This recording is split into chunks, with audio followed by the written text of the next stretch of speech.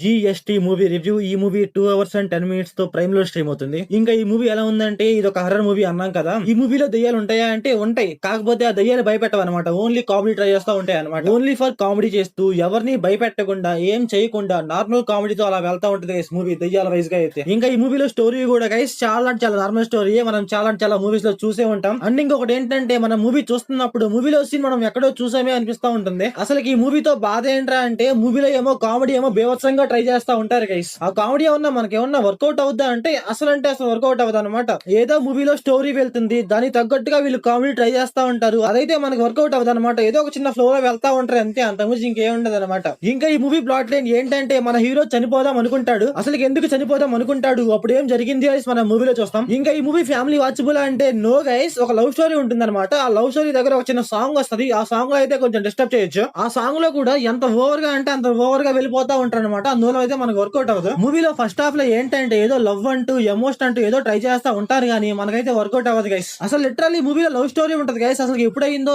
ఏమో మరి నాకేం అర్థం కాలేదు. ఏదో ఒక చిన్న సాంగ్ వేసుకున్నారు, మన హీరోయిన్ మధ్య లవ్ పుట్టేసిందంట. అలాగే ఫ్లాష్ బ్యాక్ స్టోరీస్ లో ఎమోషన్ ట్రై చేస్తా ఉంటారు. ఆ ఎమోషన్ ఏమైనా వర్కౌట్ అవుద్దా అంటే అది కూడా వర్కౌట్ అవ్వదు అనమాట. అలాగే మన హీరో వాళ్ళ మదర్ దగ్గర ఒక ఎమోషనల్ సీన్ వస్తుంది, అది కూడా వర్కౌట్ అవ్వదు. ఎమోషన్ వైజ్ గా అయితే నాకేం వర్కౌట్ అవ్వలేదు గైస్. ఏదో క్లైమాక్స్ లో వాళ్ళు మనీ ఇస్తున్నప్పుడు అక్కడే కొంచెం ఎమోషనల్ గా అనిపించింది అంతే, అంత విషయం ఇంకేం లేదనమాట. సెకండ్ హాఫ్ లో ఏంటంటే ఒక బ్యాంక్ వెళ్తారు గైస్ దొంగతనం చేద్దాం అనేసి. ఆ బ్యాంక్ లో గైస్ మొత్తం ప్యూర్ అన్లాజిక్ గా ఉంటుంది అనమాట.